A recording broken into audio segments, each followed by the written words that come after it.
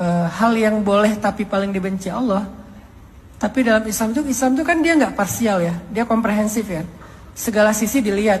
Ada kasus yang memang jangan mikirin cerai, jangan gampang bilang talak. Laki-laki itu jangan keluarin kata aku talak, aku talak, aku talak. Perempuan jangan meminta dicerai.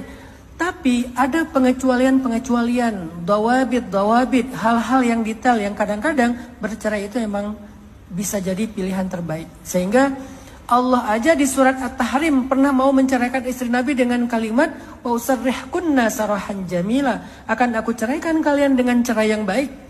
Kok ada cerai yang baik? Apa itu cerai yang baik? Cerai yang tidak menyisakan keburukan setelahnya. Perempuannya bisa menjaga diri, laki-lakinya tetap menjadi ayah bagi anak-anaknya walaupun suami istri ini udah bercerai. Mereka bercerai tanpa membuka aib keluar rumah, benar-benar mereka jaga aib masing-masing. Ini namanya sarahan jamila, perceraian yang baik. Jadi ternyata perceraian juga bisa jadi baik, bisa jadi solusi. Bahkan sampai ada surat At-Thalaq di dalam Al-Quran. Gak ada kan surat An-Nikah dalam Al-Quran? Yang ada surat At-Thalaq, walaupun pembahasan pernikahan lebih panjang daripada pembahasan perceraian, tapi ada satu surat khusus tentang perceraian dalam Al-Quran. Dan di dalam surat perceraian itu, ayat kedua, ayat yang paling populer, apa isi ayatnya?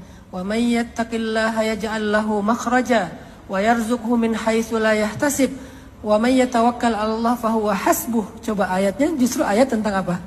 Tentang takwa. Justru setelah bercerai, Allah ngomongin takwa. Siapa yang bertakwa kepada Allah, Allah kasih jalan keluar. Bertakwa di sini apa? Bertakwa di sini artinya cerai baik-baik. Ternyata bertakwa di sini maknanya cerai baik-baik. Siapa yang bertakwa kepada Allah artinya cerai baik-baik, cerai dengan menutupi aib, cerai yang kemudian tidak melakukan dosa karena statusnya sebagai duda atau janda, maka Allah kasih dia jalan keluar. Allah kasih dia rezeki yang tidak terduga-duga. Allah cukup bagi dia. Kenapa Allah bilang Allah cukup bagi dia? Karena dia udah nggak punya siapa-siapa kan? Terutama siapa? Perempuan. Jadi kata-kata anaknya Mbak tadi itu ada di dalam surat At-Thalaq, surat cerai ayat kedua.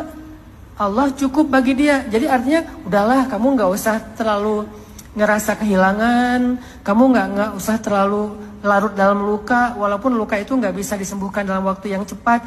Tapi bisa nggak kamu sekarang fokus dengan aku aja, kata Allah. Itu kayak kata anaknya kan, fokus kita bertiga aja mah. Gak usah ada orang yang lain dulu, gak usah ada ayah dulu, gak usah ada suami dulu, kita bertiga aja dulu. Itu kata-kata ternyata dari Al-Quran. Allah bilang, ya udah aku cukup buat kamu. Kalau dia gak punya keluarga siapa-siapa, ya udah kita berdua aja dulu, fokus dengan Allah aja dulu. Sampai luka itu sembuh, nanti siapa tahu berubah pikirannya, ada kebutuhan untuk punya pendamping, traumanya udah hilang, lukanya udah sembuh, nanti akan berubah lagi kok narasinya. Sementara ini gak apa-apa, kita fokus aja bertiga. Gak apa-apa kita fokus saja berdua. Itu wajar. Jadi jangan bilang gak boleh loh, gak mau menikah. Lihat kondisinya dong. Orang lagi terluka ngomong kayak gitu wajar kan? Orang lagi trauma ngomong kayak gitu wajar. Allah aja ngomong gitu, aku cukup. Allah gak bilang nanti aku ganti ya yang lebih baik. Gak langsung ngomong gitu kan. Allah juga empati dong. Lagi orang terluka masa langsung ngomongin pengganti. Allah bilangnya aku cukup. Artinya fokus saja dengan yang ada sekarang. Terus yang kedua ada quote juga yang saya suka. Gak penting siapa yang pernah melukai kamu atau membuat kamu patah. Yang penting adalah siapa yang bisa membuat kamu tersenyum lagi. Jadi fokuslah dengan mereka.